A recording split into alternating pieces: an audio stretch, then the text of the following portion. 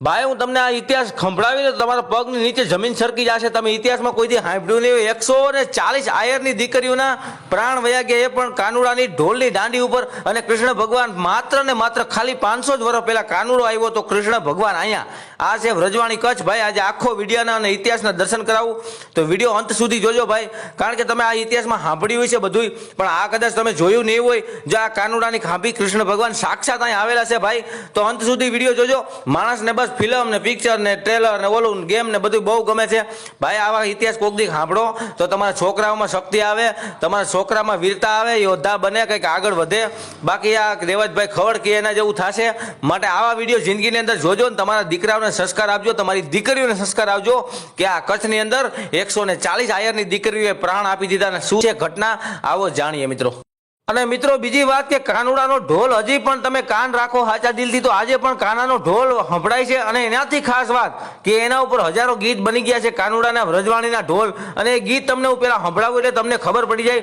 અને આના ગીતો તમે પણ સાંભળ્યા જશે, અને કદાચ ન સાંભળ્યા તો આજ પેલા ગીત સાંભળી લ્યો, પછી હું તમને આના ઇતિહાસની શરૂઆત કરું અને વિડીયો અંત સુધી જોજો। હું તમને આનો ઇતિહાસ બધો સંભળાવીને ભાઈ તો કાયદેસર તમે ચોકી જશો। જો સાંભળી લઈએ, પેલા આનું ગીત સાંભળીએ, કીર્તિદાનભાઈ ગઢવી શું કહે જુઓ પેલા। ધરતી પર પડ્યું, ઢોલ બંધ થયો અને 7 વિસુ એટલે કે 140 આયરાણીના પ્રાણ નીકળી ગયા હતા સાહેબ। વ્રજવાણીમાં જાજો કોક દી ઢોલી તારા ઢોલ રે વાગ્યા, ઢોલી તારા ઢોલ તારા ઢોલ રે મારા, ઢોલી તારા ઢોલ રે મારા, એ ઢોલી ઢોલ રે મારા। તો મિત્રો આપણે આજે કચ્છના વ્રજવાણી ધામમાં પહોંચી ગયા છે, જ્યાં સતી આહિરાણી એટલે કે આહિર સમાજની દીકરીઓ 140 પ્રાણ આપી દીધા, એ પણ કાનુડાની ઢોલની દાંડીમાં। શું છે ઇતિહાસ ભાઈ, આવા ઇતિહાસ કોક દી સાંભળજો। આપણા ગુજરાતની અંદર સંત સુરાની ધરતી છે, અહીંયા આવા ઘણા હજારો ઇતિહાસ પડેલા છે ભાઈ। આ ઇતિહાસની તમને નહીં જ ખબર હોય, માટે આ વિડીયો છેલ્લે સુધી જોજો કે આપણા સંત, આપણા સુરાઓ, આપણી સુરવીરતાઓ અને આપણી ખાંભીઓ હજી પણ આ સબૂત પૂરે છે કે ગુજરાતની અંદર જે છે એવું ક્યાંય દુનિયામાં બીજા ક્યાંય છે નહીં। મિત્રો શું છે ઘટના, મિત્રો આ પેલા ખાંભીઓ જુઓ, આ ટોટલ આ 3 બેનપણી હશે, આ 2-3 બેનપણી હશે, આ બધી સહેલીઓ બેનપણી હશે, આ ડાહવડી એવી રીતે અલગ અલગ ખાંભી દેવામાં આવી છે। આના એનું મંદિર છે, તમે મંદિરની અંદર જોશો એટલે તમને હોશ ઉડી જશે ભાઈ। મેં મારી લાઈફમાં મેં પણ આવું ક્યાંય જોયું નથી, કારણ કે 140 આહિરની દીકરીઓને એક સાથે ખાંભ્યો તમે જોઈ શકો છો। મૂર્તિઓ ગોઠવવામાં આવી છે વચ્ચોવચ્ચ કાનુડાનું। હું તમને કાનુડાની પણ કહેવાય કે ખાંભી બતાવીશ, ઓરિજિનલ ખાંભી, ત્યાં હજી પણ ઢોલની દાંડીઓ સંભળાય છે। હું તમને ઇતિહાસ આખો કહીશ, સાથે સાથે એનું એડ્રેસ પણ આપીશ। પહેલા એકવાર જો તમારા પણ હોશ ના ઉડી જાય તો મને કહેજો। જો તમને વિડીયો સારો લાગે તો ફટાફટ લાઈક કરી દેજો। જય શ્રી કૃષ્ણ, જય મુરલીધર, જય વ્રજવાણી લખવાનું ભૂલતા નહીં કોમેન્ટની અંદર। તો મિત્રો આ વર્ષો પહેલા, વર્ષો એટલે ખાલી 563 વર્ષ પહેલાની જ ઘટના છે। 563 વર્ષ પહેલા આ ગામની અંદર વ્રજવાણી ગામ આહિર, આખા આહિર સમાજનું હતું। અને કચ્છમાં મોટા ભાગમાં આહિર સમાજ સૌથી વધારે વસ્તી ધરાવે છે, અને ખાસ રબારી અને આહિર સમાજ બધાથી વધારે વસ્તી છે મિત્રો। તો આ સમાજ વ્રજવાણી ગામ જે છે ત્યાં મિત્રો આહિર સમાજ આખું આહિર સમાજનું જ હતું। અને મિત્રો પહેલી વાત કહી દો કે એની દીકરીઓ, પિતા અને અટક સહિત નામ લખેલા છે નીચે। આગળ બીજી દીકરીઓ છે, પાછળની દીકરીઓ છે એ પણ અલગ। તો મિત્રો એ ગામમાં એવો નિયમ હતો કે આહિર સમાજની પરંપરા અને વારસો જાળવી રાખવાનો હતો। માન મર્યાદા મોભો આવી હજી પણ કહેવત છે આહિર સમાજમાં। મિત્રો આહિર સમાજની અંદર દીકરીઓને નવરાત્રી ઉપર ગરબે નહીં રમવા જવા દેવાની, અને માત્ર ને માત્ર પુરુષો, મર્દો જ ગરબે રમતા। આવો એક કહેવાય કે નાતો હતો, જૂનો પરંપરા હતી કે આહિર સમાજની કોઈ પણ દીકરીને, બેન દીકરીને ગરબે રમવા જવાનું નહીં। તો મિત્રો આ જે છે વ્રજવાણી ધામની આ કાનુડો ઢોલ લઈને મિત્રો કાનુડો અહીંયા હતો, અને ઢોલીનો અવતાર, ઢોલીનું સ્વરૂપ લઈને અહીંયા સૂતો હતો। અહીંયા પાણી જેવો વિસ્તાર હતો, ખાડી જેવો વિસ્તાર। અને મિત્રો આ રીતે આહિરની દીકરીઓ એક પછી એક બધી પાણી ભરવા આવે છે, અને દીકરીઓને પણ મન થાય ભાઈ, છોકરી હોય અથવા આપણી મહિલા હોય એને ગરબે રમવાનું કોને મન ના થાય, પણ સમાજનો નિયમ અને સમાજનો કાયદો એવો હતો એ સમયમાં કે માન મર્યાદા મોભો જાળવી રાખવાનું। પરંતુ મિત્રો દીકરીઓને ગરબે રમવાનું મન થયું, અને આ ઢોલીને પૂછ્યું કે ભાઈ તમે ઢોલ વગાડશો? ત્યારે મિત્રો એ ઢોલી નહોતો, એ સાક્ષાત કાનુડો હતો। માત્ર 563 વર્ષ પહેલાની ઘટના છે મિત્રો। આ ઘટના તમે સાંભળી ખરેખર ચોંકી જશો, કારણ કે આવી રીતે કાનુડો ક્યાંય આવ્યો નથી માત્ર 500 વર્ષ પહેલા।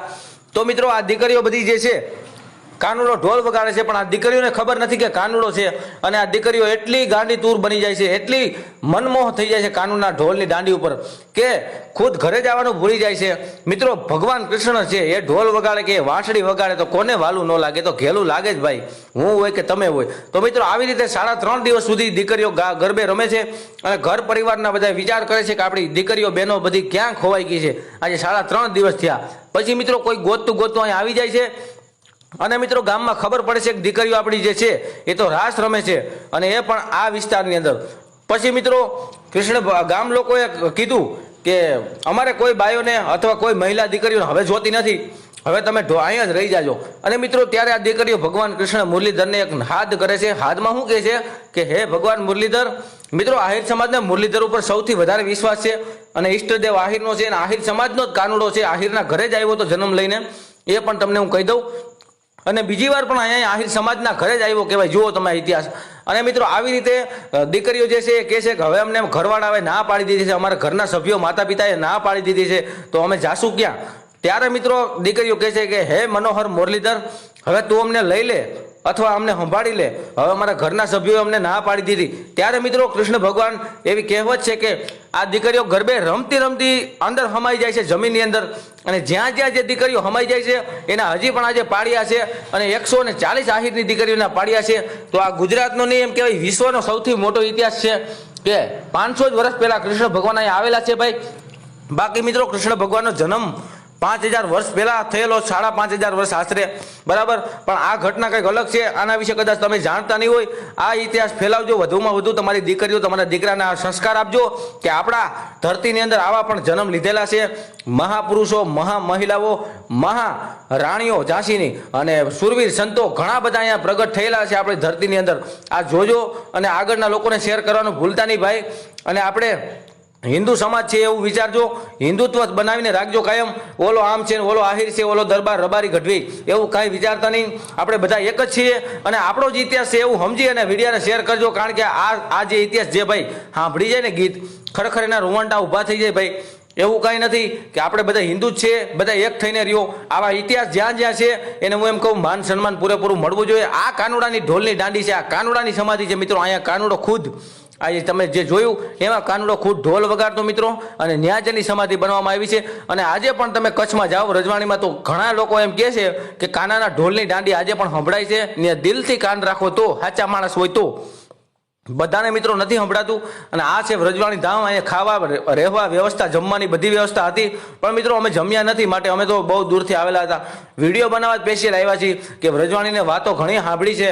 અને આ રીતે મિત્રો સૂત્રો દ્વારા અને કચ્છના 2-3 મારા મિત્રો દ્વારા આ રીતે અમને માહિતી મળી કે આ રીતે આનો ઇતિહાસ છે. અને કીર્તિદાનભાઈ ગઢવી પણ જાહેરમાં બોલે છે કે આ રીતે એનો ઇતિહાસ છે. મિત્રો અમને જેટલી ખબર હતી બધી તમને શેર કરી લીધી. હવે તમે ખાંભ્યું જુઓ, આ પાડિયા જુઓ, આહિરની દીકરીઓના છે. 140 આહિરની દીકરીઓએ 500 વર્ષ પહેલા પ્રાણ આપી દીધા છે. અને આજે વ્રજવાણી ગામની અંદર કોઈ આહિર સમાજનું ઘર નથી, બધા ગયા છે, મતલબ છોડી ગયા છે. એની પાછળ શું કારણ છે ખબર નથી, પણ કચ્છમાં બધી બાજુ આહિરો સૌથી વધારે છે. એ તો મેં પણ નોંધ કરી છે અને અમે પણ જોયેલું છે મિત્રો. તો મિત્રો અમારો વિડીયો તમે કયા ગામથી જોવો છો એ પણ કોમેન્ટ કરી લખી શકો છો. મિત્રો બોલવામાં કાંઈ ભૂલ થઈ નથી મારી, મને 100% વિશ્વાસ છે, અને કદાચ થઈ હોય તો સોરી, માફી ચાહું છું. આ ઓરિજિનલ ઇતિહાસ છે. બાકી ગેમિંગના વિડીયો, ફિલ્મના, સ્ટેટસ ને લવ સોંગ તો બધા બહુ જોવે છે. કોક દીક આવા ઇતિહાસ સાંભળો, આપણા મા બાપને સંભળાવો, આપણા નાના દીકરાઓ દીકરીઓને સંભળાવો, તો ભાઈ આપણું આગળ સારું થશે. નહીંતર આ જમાનો ખૂબ બગડતો જાય છે. જમાનાની અંદર તમારે કેમ જીવવું એ નક્કી કરવાનું છે. આવા ઇતિહાસ સાંભળતા રહેજો મારા ભાઈ, અને ભક્તિના ગીતો પણ સાંભળતા રહેજો. આ અમારા આહિર સમાજની ખુમારી છે, ખાનદાની છે. અને બીજું એક આહિર સમાજમાં સોરઠની અંદર દેવાજ બોદર પણ થઈ ગયો છે. તો જય મુરલીધર. વિડીયો સારો લાગ્યો તો ફટાફટ શેર કરી દો, લાઈક કરી દો. Thank you.